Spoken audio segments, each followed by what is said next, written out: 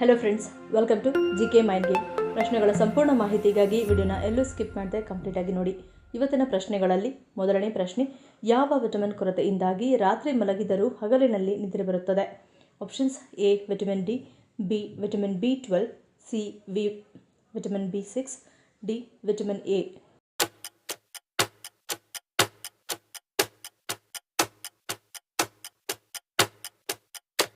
ಸರಿಯಾದ ಉತ್ತರ option A vitamin D. ದೇಹದಲ್ಲಿ ವಿಟಮಿನ್ ಡಿ ಕೊರತೆಯಿಂದ ನಿದ್ದೆಯ ಅಧಿಕ ಮತ್ತು ಕಡಿಮೆಯಾಗಲು ಆರಂಭಿಸುತ್ತದೆ. ಅಲ್ಲದೆ ಆಯಾಸ, ದೌರ್ಬಲ್ಯ ಮತ್ತು ಅತಿಯಾದ ನಿದ್ರೆಗೆ ಕಾರಣವಾಗಿದೆ. ದೇಹದಲ್ಲಿ ಕ್ಯಾಲ್ಸಿಯಂ, ಫಾಸ್ಫರಸ್ ಕೊರತೆಯೂ ಹೆಚ್ಚಾಗುತ್ತದೆ. ಇದರಿಂದಾಗಿ ಮೂಳೆಗಳಲ್ಲಿ ನೋವು ಕಾಣಿಸಿಕೊಳ್ಳುತ್ತದೆ. ರೋಗನಿರೋಧಕ ಶಕ್ತಿ ದುರ್ಬಲಗೊಳ್ಳಲು ಪ್ರಾರಂಭವಾಗುತ್ತದೆ ಮತ್ತು ದಿನವಿಡೀ ಸೋಮಾರಿತನವನ್ನು ಅನುಭವಿಸುತ್ತಾರೆ. ಆದ್ದರಿಂದ ದೇಹದಲ್ಲಿ ವಿಟಮಿನ್ ಡಿ ಕೊರತೆಯನ್ನು ಅನುಮತಿಸದೇ ಇರುವುದು ಒಳ್ಳೆಯದು. ಎರಡನೇ ಪ್ರಶ್ನೆ, ಹಾಸಿಗೆಯ ಮೇಲೆ ಇರುವ ತಿಗಣೆಗಳನ್ನು ಓಡಿಸಲು ಯಾವುದು ಸಹಾಯಕವಾಗಿದೆ? ಆಪ್ಷನ್ಸ್: ಎ ಕರ್ಪೂರ, ಬಿ ನೀಲಗಿರಿ, C lavender, D rosemary.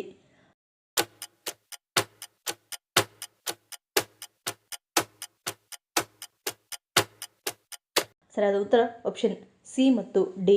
Lavender ಸಸ್ಯದಲ್ಲಿರುವ ಸಂಯುಕ್ತವು ಹಾಸಿಗೆಯ ದೋಷಗಳನ್ನು ಮತ್ತು ಅವುಗಳ ಮೊಟ್ಟೆಗಳನ್ನು ಕೊಲ್ಲುತ್ತದೆ. ಸಸ್ಯದ ಸಾರಭೂತ ತೈಲಗಳು ಬೆಡ್ ಬಗ್ಗಳು ಇಷ್ಟಪಡದ ಬಲವಾದ ಪರಿಮಳವನ್ನು ಹೊಂದಿರುತ್ತವೆ. ಇನ್ನು ಕತ್ತರಿಸಿದ ಮತ್ತು ರೋಸ್ಮೆರಿ ಸಸ್ಯವು ಪರಿಣಾಮಕಾರಿ ಕೀಟ ನಿವಾರಕಗಳಾಗಿವೆ. ಸಸ್ಯದ ತುಂಡುಗಳನ್ನು ಸುಮಾರು 30 ನಿಮಿಷಗಳ ಕಾಲ ನೀರಿನಲ್ಲಿ ನೆನೆಸಿ ಮತ್ತು ಬೆಡ್ ಬಗ್ಗಳನ್ನು ಹಿಮ್ಮೆಟ್ಟಿಸಲು ಮಿಶ್ರಣವನ್ನು ಸ್ಪ್ರೇಯಾಗಿ ಬಳಸಬಹುದು. ಇವು ಹಾಸಿಗೆಯ ಮೇಲಿರುವ ತಿಗಣೆಗಳನ್ನು ಓಡಿಸಲು ಹೆಚ್ಚು ಪರಿಣಾಮಕಾರಿಯಾಗಿವೆ. ಮೂರನೇ ಪ್ರಶ್ನೆ, ಭಾರತದ ಯಾವ ನಗರವನ್ನು ಜ್ಞಾನನಗರಿ ಎಂದು ಕರೆಯಲಾಗುತ್ತದೆ? Options: A Kolkata, B Bengaluru, C Hyderabad, D Mumbai.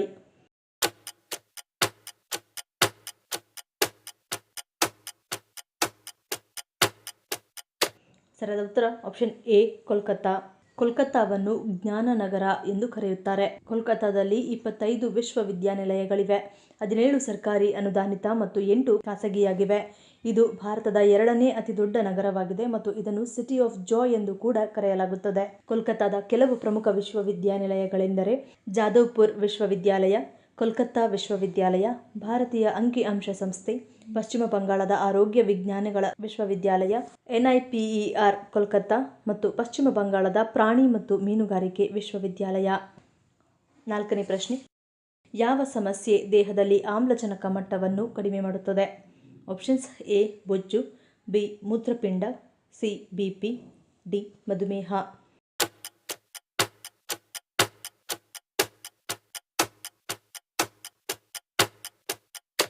ಸರಿಯಾದ ಉತ್ತರ ಆಪ್ಷನ್ ಬಿ ಮೂತ್ರಪಿಂಡ. ಮೂತ್ರಪಿಂಡದ ಸಮಸ್ಯೆಗಳಿಂದ ಉಂಟಾಗುವ ರಕ್ತಹೀನತೆ ದೇಹದಲ್ಲಿ ಆಮ್ಲಜನಕದ ಮಟ್ಟವನ್ನು ಕಡಿಮೆ ಮಾಡಲು ಕಾರಣವಾಗಬಹುದು. ಇದು ಉಸಿರಾಟದ ತೊಂದರೆಗೆ ಕಾರಣವಾಗುತ್ತದೆ. ಇನ್ನು ಮೂತ್ರಪಿಂಡಗಳು ಸರಿಯಾಗಿ ಫಿಲ್ಟರ್ ಆಗದಿದ್ದಾಗ ಹೆಚ್ಚುವರಿ ದ್ರವ ಮತ್ತು ಸೋಡಿಯಂ ದೇಹದಲ್ಲಿ ಸಂಗ್ರಹವಾಗಬಹುದು. ಇದು ಊತವನ್ನು ಉಂಟುಮಾಡುತ್ತದೆ. ಎದ್ದ ನಂತರ ಬೆಳಗ್ಗೆ ಪಫಿನೆಸ್ ಹೆಚ್ಚಾಗುವುದನ್ನು ಗಮನಿಸಬಹುದು. ಐದನೇ ಪ್ರಶ್ನೆ, ರಾತ್ರಿಯ ಸಮಯ ಬಟ್ಟೆ ಒಗೆದು ಹಾಕುವುದರಿಂದಾಗುವ ಪರಿಣಾಮವೇನು? ಆಪ್ಷನ್ಸ್: ಎ ಅನಾರೋಗ್ಯ, ಬಿ ಚರ್ಮರೋಗ, ಸಿ ನಕಾರಾತ್ಮಕತೆ, ಡಿ ದಾರಿದ್ರ್ಯ.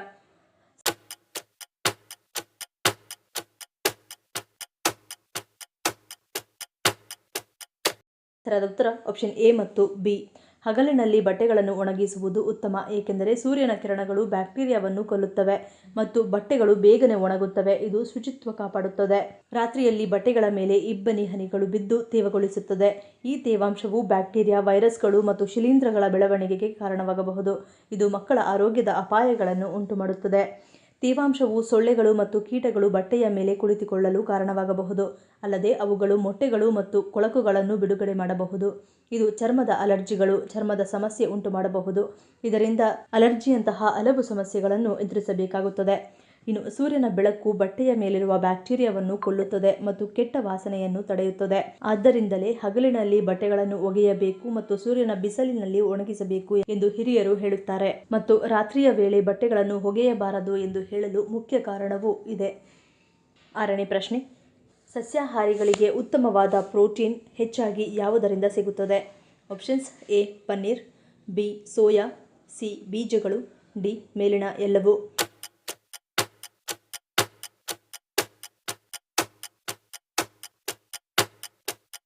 ಸರಿಯಾದ ಉತ್ತರ ಆಪ್ಷನ್ ಡಿ ಮೇಲಿನ ಎಲ್ಲವೂ.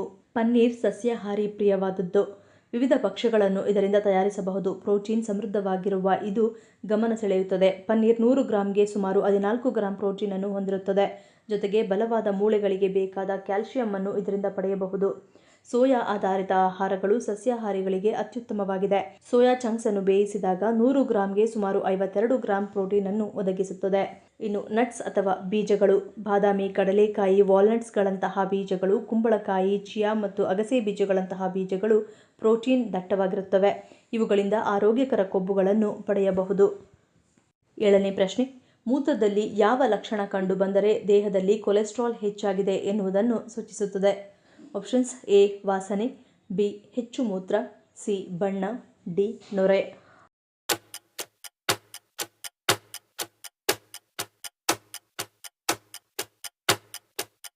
ಸರಿಯಾದ ಉತ್ತರ ಆಪ್ಷನ್ ಸಿ ಮತ್ತು ಡಿ.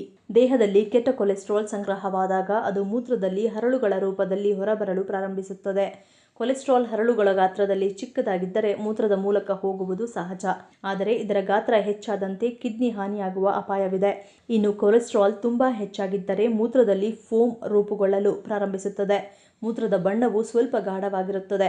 ಈ ರೋಗಲಕ್ಷಣಗಳಲ್ಲಿ ಯಾವುದಾದರೂ ಕಾಣಿಸಿಕೊಂಡರೆ ತಡ ಮಾಡದೆ ವೈದ್ಯರನ್ನು ಸಂಪರ್ಕಿಸುವುದು ಉತ್ತಮ. ಅಧಿಕ ಕೊಲೆಸ್ಟ್ರಾಲ್ ಆಯಾಸವನ್ನು ಹೆಚ್ಚಿಸುತ್ತದೆ. ತುರಿಕೆ ಮತ್ತು ವಿಪರೀತ ಶುಷ್ಕತೆಯಂತಹ ಚರ್ಮದ ಲಕ್ಷಣಗಳು ಸಹ ಕಂಡುಬರುತ್ತವೆ. ಇದಲ್ಲದೆ ಅಧಿಕ ರಕ್ತದೊತ್ತಡವು ಕಂಡುಬರುತ್ತದೆ. ಕಣ್ಣುಗಳ ಮೇಲೆ ಹಳದಿ ಕಲೆಗಳು ಅಧಿಕ ಕೊಲೆಸ್ಟ್ರಾಲ್ನ ಲಕ್ಷಣವೆಂದು ಹೇಳಲಾಗುತ್ತದೆ. ಆದ್ದರಿಂದ ದೇಹದಲ್ಲಿನ ಕೊಲೆಸ್ಟ್ರಾಲ್ ಮಟ್ಟವನ್ನು ಪರೀಕ್ಷಿಸಲು ನಿಯಮಿತವಾಗಿ ಲಿಪಿಡ್ ಪ್ರೊಫೈಲ್ ಪರೀಕ್ಷೆಯನ್ನು ಮಾಡಿಸಿಕೊಳ್ಳುವುದು ಉತ್ತಮ. 8ನೇ ಪ್ರಶ್ನೆ. ರಾತ್ರಿ ಊಟದ ನಂತರ ಯಾವ ಪುಡಿಯನ್ನು ಸೇವಿಸಿದರೆ ಜೀವನದಲ್ಲಿ ಹೃದಯಾಘಾತವಾಗದಂತೆ ನೋಡಿಕೊಳ್ಳುತ್ತದೆ? ಆಪ್ಷನ್ಸ್ ಎ ಜೀರಿಗೆ, ಬಿ ಅಗಸೆ, ಸಿ ಒಣಶುಂಠಿ, ಡಿ ಅಜ್ವೈನ.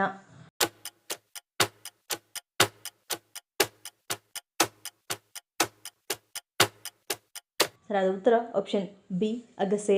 ಹೃದಯದ ಆರೋಗ್ಯ ಕಾಪಾಡಿಕೊಳ್ಳುವ ಮೊದಲ ಸೂತ್ರ ಎಂದರೆ ಕೆಟ್ಟ ಕೊಲೆಸ್ಟ್ರಾಲ್ ಹೆಚ್ಚಾಗದಂತೆ ನೋಡಿಕೊಳ್ಳುವುದು.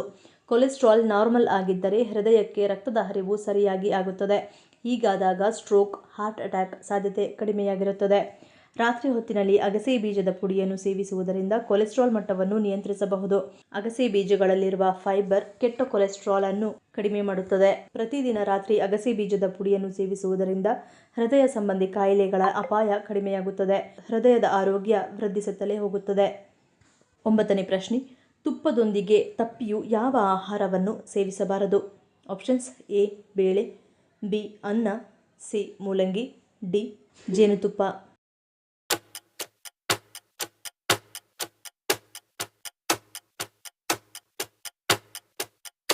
ಸರಿಯಾದ ಉತ್ತರ ಆಪ್ಷನ್ ಸಿ ಮತ್ತು ಡಿ. ತುಪ್ಪ ಮತ್ತು ಮೂಲಂಗಿ ಜೀರ್ಣಾಂಗ ವ್ಯವಸ್ಥೆಯ ಕಾರ್ಯನಿರ್ವಹಣೆಯ ಮೇಲೆ ಕೆಟ್ಟ ಪರಿಣಾಮ ಬೀರುತ್ತದೆ. ಮೂಲಂಗಿಯನ್ನು ತುಪ್ಪದೊಂದಿಗೆ ಬೆರೆಸಿ ತಿನ್ನುವುದರಿಂದ ಹೊಟ್ಟೆಯುಬ್ಬರ ಅಥವಾ ಅಜೀರ್ಣದಂತಹ ಸಮಸ್ಯೆಗಳು ಉಂಟಾಗುತ್ತವೆ. ಆಯುರ್ವೇದದ ಪ್ರಕಾರ ತುಪ್ಪಕ್ಕೆ ಜೇನುತುಪ್ಪವನ್ನು ಸೇರಿಸುವುದು ಹಾನಿಕಾರಕ. ಇವೆರಡರ ಕಾಂಬಿನೇಷನ್ ದೇಹದಲ್ಲಿ ವಿಷದ ಉತ್ಪಾದನೆಗೆ ಕಾರಣವಾಗುತ್ತದೆ. ಜೀರ್ಣಕ್ರಿಯೆಗೆ ಅಡ್ಡಿಯನ್ನುಂಟು ಮಾಡುತ್ತದೆ. ಇದು ಆರೋಗ್ಯ ಸಮಸ್ಯೆಗಳನ್ನು ಉಂಟು ಮಾಡಬಹುದು. ಆದ್ದರಿಂದ ನೀವು ಇವೆರಡರನ್ನು ತಿನ್ನಬೇಕು ಅನಿಸಿದಾಗಲೆಲ್ಲ ಯಾವಾಗಲೂ ಪ್ರತ್ಯೇಕವಾಗಿ ತಿನ್ನಿ. ಇನ್ನು ಮೊಸರು ಮತ್ತು ತುಪ್ಪ ವಿರುದ್ಧ ಗುಣಗಳನ್ನು ಹೊಂದಿದೆ. ತುಪ್ಪವನ್ನು ಬಿಸಿ ಮತ್ತು ಜಿಡ್ಡಿನೆಂದು ಪರಿಗಣಿಸಲಾಗುತ್ತದೆ. ಆದ್ದರಿಂದ ತುಪ್ಪದೊಂದಿಗೆ ಮೊಸರನ್ನು ಸಹ ಸೇವಿಸುವುದು ಆರೋಗ್ಯಕ್ಕೆ ಒಳ್ಳೆಯದಲ್ಲ. ಈ ಪ್ರಶ್ನೆಗಳಲ್ಲಿ ನೀವು ಎಷ್ಟು ಪ್ರಶ್ನೆಗಳಿಗೆ ಸರಿ ಉತ್ತರವನ್ನು ಕೊಟ್ಟರೆ ಅನ್ನೋದನ್ನು ಕಮೆಂಟ್ ಮಾಡಿ ತಿಳಿಸಿ. ಈ ವಿಡಿಯೋ ನಿಮ್ಗೆ ಇಷ್ಟ ಆಗಿದ್ರೆ ಮರಿದೇ ಲೈಕ್ ಮಾಡಿ, ಶೇರ್ ಮಾಡಿ, ಸಬ್ಸ್ಕ್ರೈಬ್ ಮಾಡಿ. ನನ್ನ ಚಾನಲ್ನ ಇನ್ನೂ ಸಬ್ಸ್ಕ್ರೈಬ್ ಮಾಡಿದೆ ಹಾಗೆ ವಿಡಿಯೋಸ್ ನೋಡ್ತಿದ್ರೆ ಪ್ಲೀಸ್ ಸಬ್ಸ್ಕ್ರೈಬ್ ಮಾಡಿ, ಸಪೋರ್ಟ್ ಮಾಡಿ.